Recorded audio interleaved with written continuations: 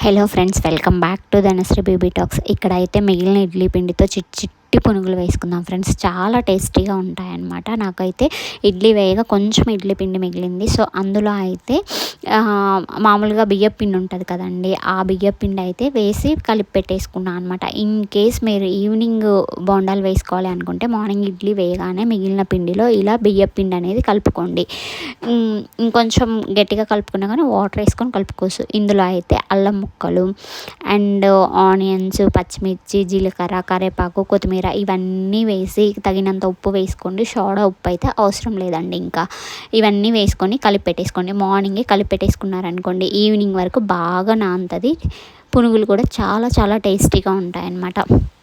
ఇలా కలిపి పెట్టుకున్న పిండిని ఇంకా చిన్నగా వేసేసుకోండి ఫ్రెండ్స్. ఇంక ఇందులోకి టమాటా పచ్చడి కానీ కారపొడి కానీ చాలా సూపర్గా ఉంటుంది.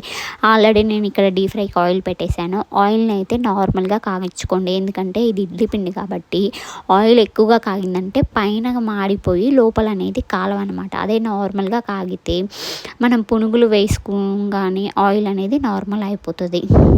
ఇలా చిన్నగా పునుగులు వేసుకోండి. ఇంకా అన్ని పునుగులు వేసుకున్న తర్వాత ఆయిల్ అనేది నార్మల్లోకి వస్తుంది. ఓవర్ హీట్గా ఉంటే పైన మాడి లోపల కాలవు. ఇంకా వేసుకున్న తర్వాత ఒకసారి అయితే ఇంకా అన్నీ వేసుకున్న పునుగులను అయితే పైకి తీసేసుకోండి. ఆయిల్ చల్లారిపోతుంది కాబట్టి. అలాగే ఆయిల్లో ఉంచుకొని ఉడికించుకున్నామంటే పునుగులకి ఆయిల్ పట్టేస్తుంది. ఇలా తీసుకున్న తర్వాత మళ్ళీ కొంచెం ఆయిల్ హీట్ ఎక్కిన తర్వాత ఈ పునుగులు అనేది ఆయిల్లో వేసుకుంటే మంచిగా క్రిస్పీగా ఉంటాయి, లోపల కూడా బాగా కాలుతాయి అన్నమాట. ఇలా అయితే ట్రై చేయండి ఫ్రెండ్స్. సూపర్గా ఉంటుంది అనమాట. ఇంకా మంచిగా టమాటా పచ్చిమిర్చి పచ్చళ్ళు కానీ కారపొడితో కానీ చాలా బాగుంటుంది ఫ్రెండ్స్.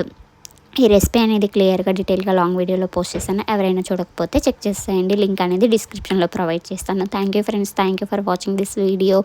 ఎవరైనా మన ఛానల్ ఫస్ట్ టైం చూస్తున్నట్లయితే ఛానల్ అయితే ఫాలో అయిపోండి. వీడియో నచ్చినట్లయితే లైక్ చేయండి. యూస్ఫుల్ అవుతుంది అనుకుంటే మీ ఫ్రెండ్స్కి ఫ్యామిలీస్కి కూడా షేర్ చేసేయండి. Thank you, bye bye.